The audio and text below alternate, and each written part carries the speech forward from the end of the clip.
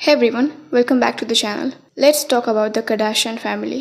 और जेनुअनली कभी कभी लगता है कि इन लोगों की लाइफ रियलिटी शो नहीं, एक नेवर एंडिंग कंट्रोवर्सी मशीन है। हर कुछ महीने में कोई ना कोई नया ड्रामा आ जाता है। कभी रिलेशनशिप स्कैंडल, कभी बिजनेस कंट्रोवर्सी, कभी फोटोशॉप एलिगेशंस, कभी एनिमल कंट्रोवर्सी। और सबसे शॉकिंग पार्ट ये है कि इतने साल बाद भी पैटर्न सेम का सेम है। अभी रिसेंटली फिर से किम कार्दाशियन को कॉल आउट किया गया। रीज़न, नए पपीज़ अगेन। किम ने सोशल मीडिया पे 4 न्यू पोमेरेनियन पपीज़ इंट्रोड्यूस किए और उसके बाद कमेंट सेक्शन में लोग एक ही सवाल पूछने लगे। ठीक है, ये नए पपीज़ आ गए, लेकिन पुराने वाले कहाँ गए? और ये कोई रैंडम क्रिटिसिज्म नहीं है जो अचानक स्टार्ट हुआ हो। ये डिस्कशन लिटरली सालों से चल रहा है। कार्दाशियन फैमिली के अराउंड इतनी बार पेट्स डिसअपियर होने की डिस्कशंस हुई हैं कि इंटरनेट पे पूरे आर्टिकल्स लिखे गए हैं सिर्फ इसी टॉपिक के ऊपर। लोग जेन्युइनली ट्रैक करने लगे कि किस सिस्टर ने कब कौन सा पेट लिया था और फिर वो पेट बाद में दिखा क्यों नहीं। और यही चीज़ लोगों को वियर्ड लगती है, क्योंकि नॉर्मल लोग जब डॉग अडॉप्ट करते हैं ना, वो डॉग फैमिली मेम्बर बन जाता है। 10 साल 12 साल, कभी कभी उससे ज़्यादा साथ रहता है। लेकिन कार्दाशियन यूनिवर्स में कभी पप्पी आता है, फ़ोटोज़ होती हैं, इंस्टाग्राम पोस्ट्स आती हैं, फिर कुछ टाइम बाद ऑडियंस को याद भी नहीं रहता कि उस एनिमल का क्या हुआ। और जब ऑडियंस पूछती है तब क्लियर आंसर्स भी बहुत कम मिलते हैं। और ये सिर्फ पपीज़ वाली कंट्रोवर्सी नहीं है। याद है जब किम को बैकलैश मिला था बिकॉज लोगों को लगा था कि उनके डॉग्स गैरेज में रखे जा रहे हैं। वीडियोस डिलीट हो गया था, लेकिन तब भी लोगों का रिएक्शन सेम था। आखिर ये पेट्स के साथ एक्चुअल में हो क्या रहा है? और यही कार्दाशियन प्रॉब्लम है। हर कंट्रोवर्सी अलग लगती है, लेकिन पैटर्न सेम होता है। सब कुछ इमेज के अराउंड रिवॉल्व करता हुआ लगता है। पेट कंट्रोवर्सी देखो, रिलेशनशिप कंट्रोवर्सी देखो, बिजनेस कंट्रोवर्सी देखो, सब जगह ऑडियंस का कंप्लेंट एक ही होता है कि रियलिटी और पब्लिक इमेज मैच नहीं करते। क्लोई कार्दाशियन का एग्जांपल ले लो।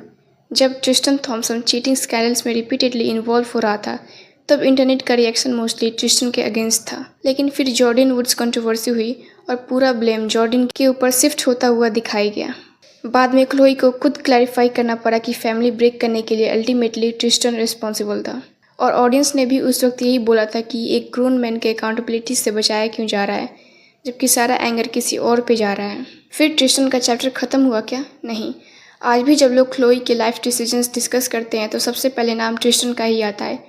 इतना ड्रामा हो गया, इतना पब्लिक एम्बैरेसमेंट हो गया, इतने स्कैंडल्स आ गए, फिर भी ऑडियंस को लगता रहा कि कार्दाशियन फैमिली खुद अपनी प्रॉब्लम्स रिपीट करती रहती है। और फिर आते हैं किम कार्दाशियन के कंट्रोवर्सीज। किम के केस में सबसे इंटरेस्टिंग चीज़ ये है कि जितना एफर्ट इमेज बिल्ड करने में लगता है, उतना ही एफर्ट लोग इनकन्सिस्टेंसीज ढूंढने में लगा देते हैं। एक साइड पे बिलियनियर बिजनेस वुमेन नैरेटिव, एक साइड पे लॉयर नैरेटिव, एक साइड पे परफेक्ट मॉम नैरेटिव, और फिर बीच बीच में ऐसी कंट्रोवर्सीज आ जाती हैं जो पूरा फोकस शिफ्ट कर देती हैं। इसलिए जब नए पपीज़ आए तो डिस्कशन पपीज़ से कम और कार्दाशियन हिस्ट्री पे ज़्यादा होने लगा। लोग लिटरली कमेंट्स में पुराने डॉग्स का नाम याद दिला रहे थे। शोशी का क्या हुआ, बाकी डॉग्स कहाँ हैं? और ये सिर्फ किम नहीं, काइली जेनर भी ईयर्स तक पेट डिस्कशंस में रहती थी। कभी इटालियन ग्रे हाउंड्स, कभी नए पपीज़, कभी और पेट्स। और फिर ऑडियंस का वही सवाल, इतने सारे एनिमल्स का ट्रैक रखना इम्पॉसिबल क्यों हो गया है? फिर केंडल, फिर कोर्टनी, ऑलमोस्ट हर सिस्टर के अराउंड किसी न किसी पॉइंट पे पेट रिलेटेड क्वेश्चंस आए हैं। इसलिए जब लोग बोलते हैं कि क्रिटिसिज्म सिर्फ हेट की वजह से हो रहा है, वो आर्गूमेंट भी वीक लगता है, क्योंकि ये डिस्कशन 1 साल पुराना नहीं है, ये लिटरली 1 डेकेड से चल रहा है। और फिर ये फैमिली एक और रीजन से फैसिनेटिंग है। ये लोग समहाउ हर कंट्रोवर्सी को कंटेंट में कन्वर्ट कर देते हैं। क्लोई पैटर्निटी रूमर्स, शो का story line, family drama story line, breakups story line, cheating scandals story line, public backlash story line. कभी कभी लगता है कि कार्दाशियन यूनिवर्स में कंट्रोवर्सी कोई एक्सीडेंट नहीं है, वो इकोसिस्टम का पार्ट है। और शायद इसीलिए ऑडियंस का रिलेशनशिप भी इनके साथ वियर्ड है।